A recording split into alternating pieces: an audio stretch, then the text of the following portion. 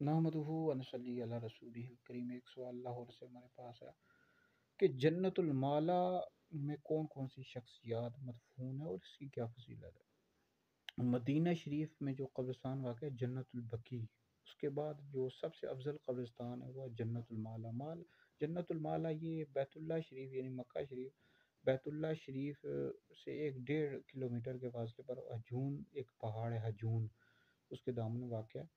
عرب لوگوں کی عادت ہے کہ وہ اپنے قبرستان کو جنت ہی کہہ کر پکارتے ہیں، تو مالا کہتے ہیں بلند جگہ کو، یہ بلند جگہ پر واقع ہے، ایک پہاڑ کے دامن میں واقع ہے ہجون پہاڑ۔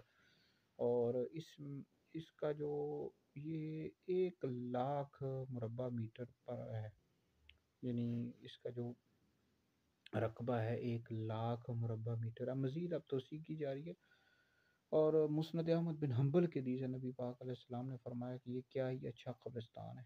اس میں جو سب سے پہلے دفن ہونے والی شخصیت تھی نبی کریم علیہ السلام کے جد امجد حضرت سیدنا قصی بن کلاب رضی اللہ تعالیٰ عنہ کی تدفین ہوئی ہے۔ پھر اس کے بعد حضرت سیدنا عبد المطلب رضی اللہ تعالیٰ عنہ، پھر ام المؤمنین حضرت سیدہ خدیجہ الکبریٰ رضی اللہ تعالیٰ عنہا، حضرت سیدنا عبداللہ بن زبیر، اور پھر حضرت قاسم حضور کے جو شہزادے ہیں، حضرت سیدنا عبداللہ ایوبی حضور کے شہزادے رضی اللہ تعالیٰ عنہ اجمعین، تو ان حضرات شخصیات کی یہاں پر قبریں ہیں، تو یہ بہت ہی افضل قبرستان ہے۔ تو اللہ تعالیٰ ان بزرگوں کے صدقے ہماری مغفرت فرمائے۔